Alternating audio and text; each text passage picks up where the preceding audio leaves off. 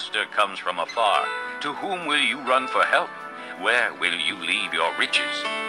Nothing will remain but to cringe among the captives or fall among the slain. Yet for all this, his anger is not turned away. His hand is still upraised. Woe to the Assyrian, the rod of my anger, in whose hand is the club of my wrath. I send him against a godless nation. I dispatch him against the people who anger me, to seize loot and snatch plunder and to trample them down like mud in the streets. But this is not what he intends. This is not what he has in mind. His purpose is to destroy, to put an end to many nations.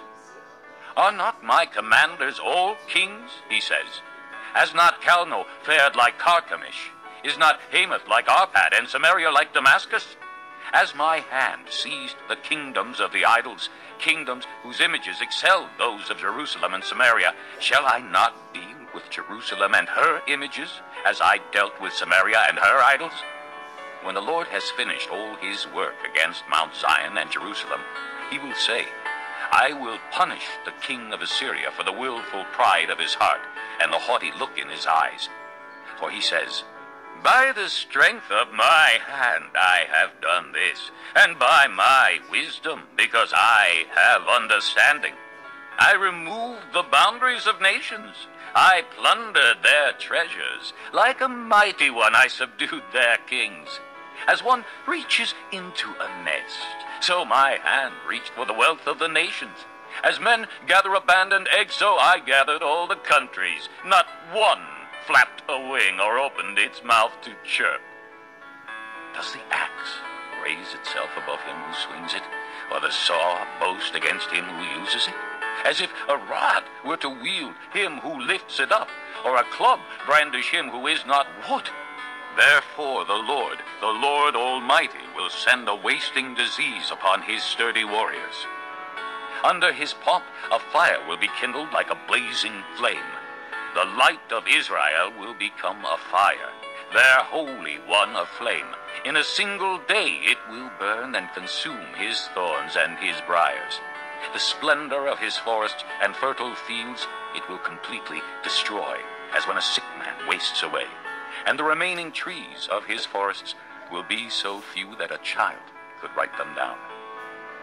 In that day, the remnant of Israel, the survivors of the house of Jacob, will no longer rely on him who struck them down, but will truly rely on the Lord, the Holy One of Israel. A remnant will return. A remnant of Jacob will return to the mighty God. Though your people, O Israel, be like the sand by the sea, only a remnant will return. Destruction has been decreed, overwhelming and righteous. The Lord Almighty, will carry out the destruction decreed upon the whole land. Therefore, this is what the Lord Almighty says. O my people who live in Zion, do not be afraid of the Assyrians, who beat you with a rod and lift up a club against you as Egypt did. Very soon my anger against you will end, and my wrath will be directed to their destruction. The Lord Almighty will lash them with a whip, as when he struck down Midian at the rock of Horeb, and he will raise his staff over the waters as he did in Egypt. In that day their burden will be lifted from your shoulders, their yoke from your neck. The yoke will be broken because you have grown so fat. They enter Aiah, they pass through Migron, they store supplies at Michmash. They go over the pass and say, we will camp overnight at Geba. Ramah trembles, Gibeah of Saul flees.